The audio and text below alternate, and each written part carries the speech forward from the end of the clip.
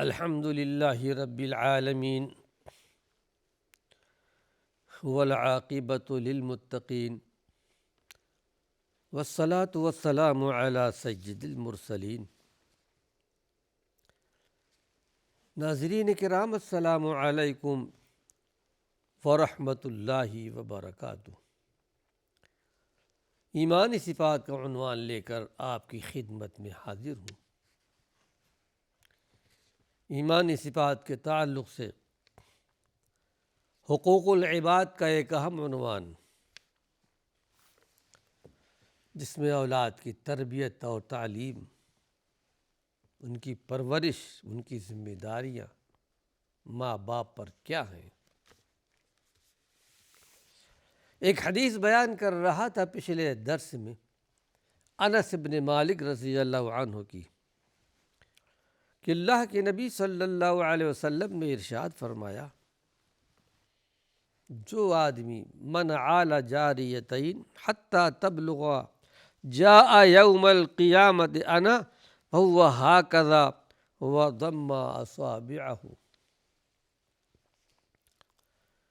جو آدمی، جو مومن دو لڑکیوں کی کفالت کر لے، ان کی اچھی طرح پرورش کرتا ہے یہاں تک کہ بالغ ہو جاتی ہیں، اس آدمی کی فضیلت کتنا بڑا درجہ، کتنا بڑا مقام حاصل ہوگا قیامت کے دن۔ جب کہ وہ قیامت کے دن آئے گا، یہ درجہ، وہ مقام اللہ کی طرف سے ملے گا کہ میں اور وہ دونوں قیامت کے دن اس طرح ہم دونوں ساتھ ہوں گے، دو انگلیاں جمع کر کے آپ نے فرمایا، یہ درجہ، یہ مقام یہ ملے گا۔ جاہلیت کے زمانے میں تو لڑکیوں کو کوئی مقام نہیں دیا جاتا تھا، کوئی اہمیت نہیں تھی۔ اسلام نے آ کر ان کو ان کا اپنا مقام دیا، ان کا مرتبہ دیا۔ آئیے ایک روایت اور آپ کے سامنے پیش کر رہا ہوں۔ یہ روایت ہے ابو سعید خدری رضی اللہ عنہ سے، کہتے ہیں قال رسول اللہ صلی اللہ علیہ وسلم من عال ثلاث بنات او ثلاث اخوات او اختین او بنتین فأدبہن واحسن الیہن وزوجہن فلہ الجنہ۔ پوری حدیث آپ کے سامنے بیان کر دی۔ عربی زبان جاننے والے بھی اس سے مستفید ہو سکیں گے۔ اللہ کے پیارے پیغمبر نے ارشاد فرمایا کہ جو آدمی 3 لڑکیوں کی کفالت کرتا ہو، پچھلے حدیث میں 2 لڑکیاں تھیں، یہاں 3 لڑکیاں، یا پھر 3 بہنوں کی کفالت کرتا ہے، پرورش کرتا ہے، یا 2 بہنوں کی اور 2 لڑکیوں کی کفالت کرتا ہے، پرورش کرتا ہے، کھلاتا ہے، پلاتا ہے، پہناتا ہے، اور ان کو اچھا ادب بھی سکھاتا ہے، اسلامی ادب جو اللہ کے پیارے پیغمبر کی تعلیمات میں شامل ہیں، اور ان کے ساتھ احسان بھی کرتا ہے، اچھے سلوک سے پیش آتا ہے، اور یہاں تک کہ وہ بچیاں اور وہ بہنیں جب بالغ ہو جاتی ہیں تو ان کی شادی بھی کر دیتا ہے۔ اللہ کے پیارے پیغمبر نے بشارت سنائی کہ فلہ الجنہ، اس مرد مومن کے لیے جنت ہے۔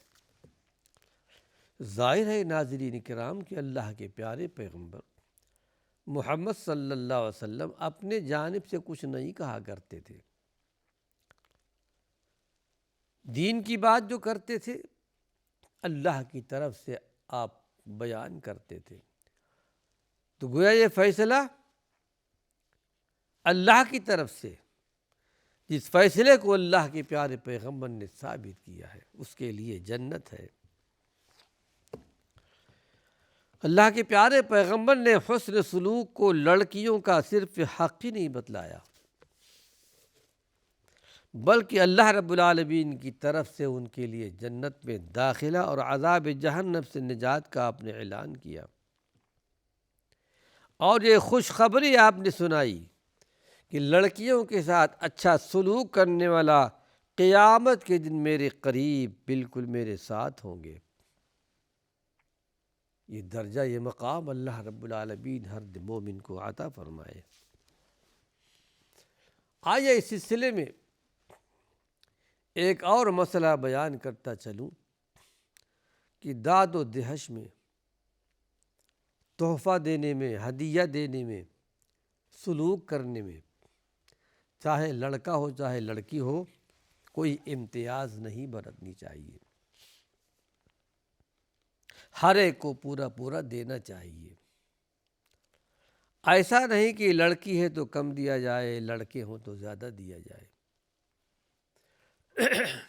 آئیے اس سلسلے میں بھی کچھ باتیں گوش گزار کر رہا ہوں۔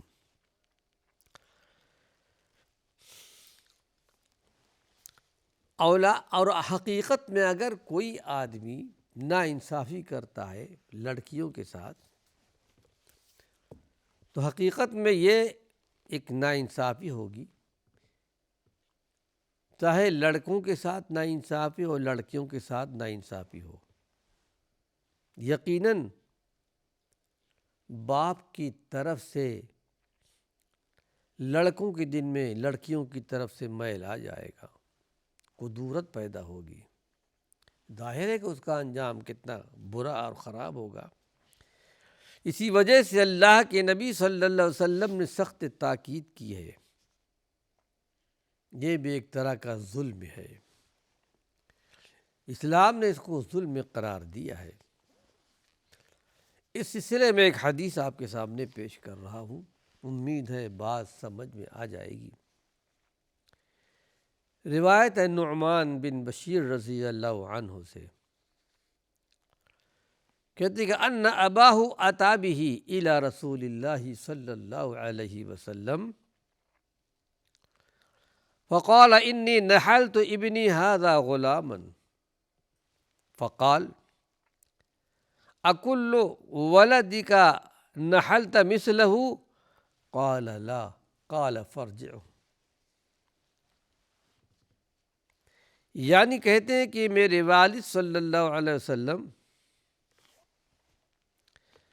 اللہ کے پیارے پیغمبر محمد صلی اللہ علیہ وسلم کے پاس آئے، اپنے بچے کو لے کر آئے، کہا کہ میں نے اپنے اس بچے کو ایک غلام دیا ہے۔ اس زمانے میں غلامی کا رواج تھا، لونڈیوں کا رواج تھا۔ کہا تمہاری اور بھی اولاد ہے، کیا تم نے اپنے سارے بچوں کو یہ ہدیہ دیا ہے غلام کا؟ کہا نہیں، میں نے صرف اپنے اسی بچے کو دیا ہے اور بچوں کو نہیں دیا۔ تو آپ نے ارشاد فرمایا کہ فرجعہ، اپنی اس ہدیے کو واپس لے لو۔ یہ عدل و انصاف کے خلاف ہے۔ ایک روایت تو یہ ہو گئی، اور ایک روایت میں آتا ہے کہ انہ قال ایسرک ان یکونوا الیک فی البر سواء قال بلی قال فلا اذن۔ دوسری روایت، اللہ کے نبی نے ارشاد فرمایا کیا تم یہ پسند کرتے ہو کہ تمہاری ساری اولاد جتنی بھی ہے سب تمہارے ساتھ اچھا سلوک کریں، اچھے فرما بردار ثابت ہو؟ تو کہا ہاں۔ کہا پھر اپنی اولاد کے ساتھ عدل و انصاف کے ساتھ پیش آؤ، ہر ایک کو برابر دو، ایسا مت کرو۔ اور پھر روایت، اور ایک روایت میں یہ الفاظ ہیں، ذرا وضاحت کی گئی اس حدیث کی۔ کہتے ہیں نعمان بن بشیر کی اعطانی ابی عطیۃ فقالت عمرۃ بنت رواحہ لا ارضى حتى تشہد رسول اللہ صلی اللہ علیہ وسلم، کہ میرے والد نے مجھے ایک عطیہ دیا، تحفہ دیا، گفٹ دیا۔ تو عمرہ بنت رواحہ جو ان کی والدہ تھیں، انہوں نے کہا اپنے شوہر سے کہ میں اس عطیے پر راضی نہیں ہوں گی جب تک کہ آپ اللہ کے رسول صلی اللہ علیہ وسلم کو گواہ نہ بنا لے کہ یہ عطیہ آپ نے میرے بیٹے کو دیا ہے۔ فَأَتَى رسول اللہ صلی اللہ علیہ وسلم، اس کے بعد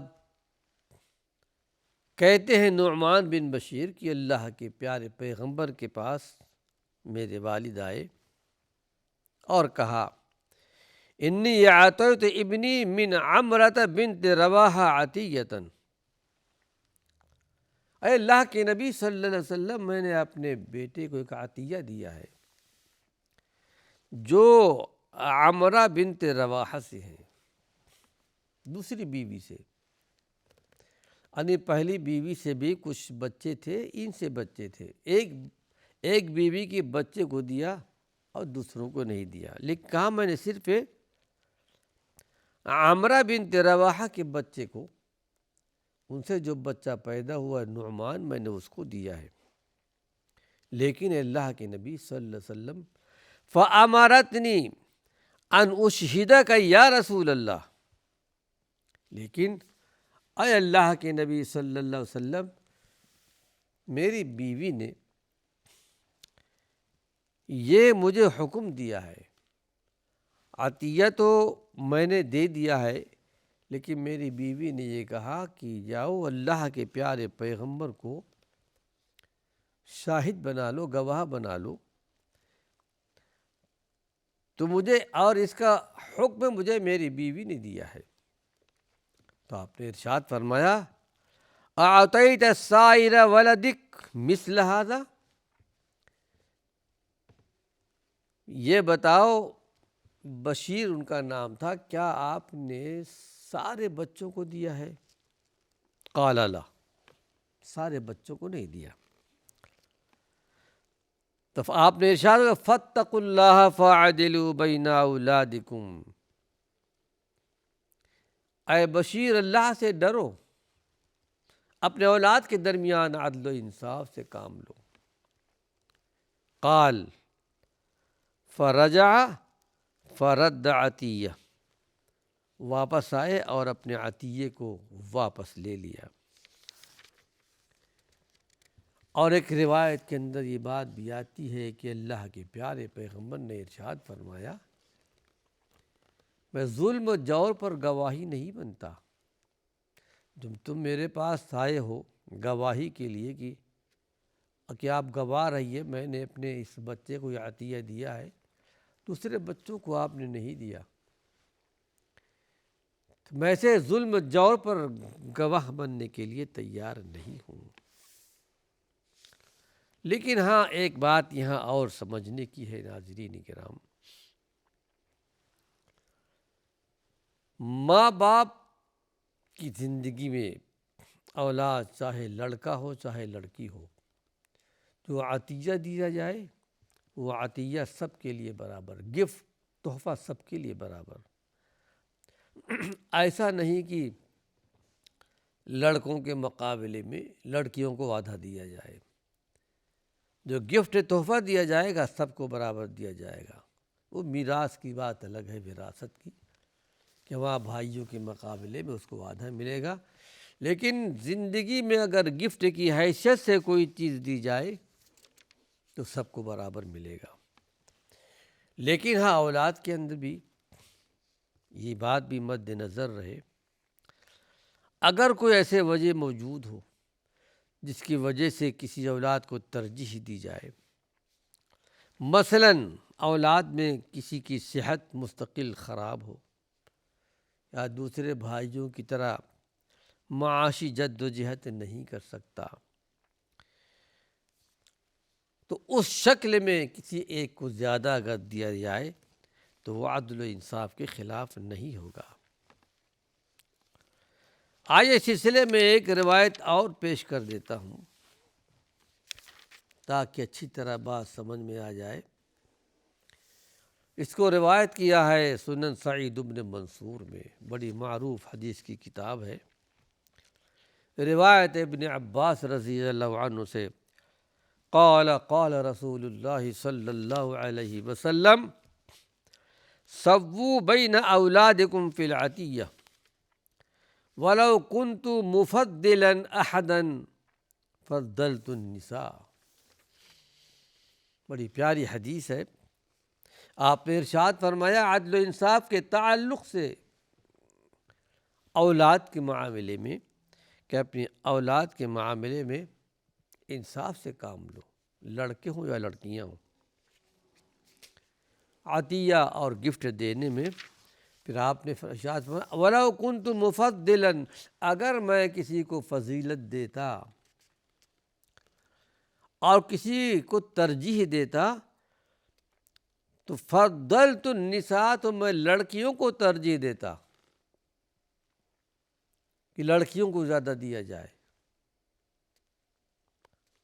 لیکن لڑکیوں کو بھی لڑکوں کے برابر دی جائے۔ اس حدیث سے فقہا کی ایک جماعت نے یہ سمجھا ہے کہ ماں باپ کے انتقال کے بعد میراث میں اگرچہ لڑکیوں کا حصہ لڑکوں سے نصف ہے، لیکن زندگی میں ان کا حصہ بھائیوں کے برابر ملے گا۔ آئیے اور ایک عنوان، نکاح اور شادی کی ذمہ داری۔ اولاد کی شادیوں کی ذمہ داری ماں باپ پر عائد ہوتی ہے۔ اللہ کے نبی صلی اللہ علیہ وسلم نے باپ کی بھی یہ ذمہ داری بتلائی ہے کہ جب بچہ یا بچی نکاح کے قابل ہو جائیں تو ان کے نکاح کا بندوبست کیا جائے، اور تاکیدی حکم فرمایا کہ اس میں غفلت نہ برتی جائے۔ ایک روایت آپ کے سامنے پیش کر رہا ہوں، امام بیہقی رحمۃ اللہ علیہ کی معروف کتاب، لیکن ناظرین کرام وقت ختم ہو چکا ہے۔ اللہ نے چاہا کہ نکاح اور شادی کی ذمہ داری ماں باپ پر کیا عائد ہوتی ہے وہ آپ کے سامنے پیش کروں گا۔ وآخر دعوانا ان الحمد للہ رب العالمین۔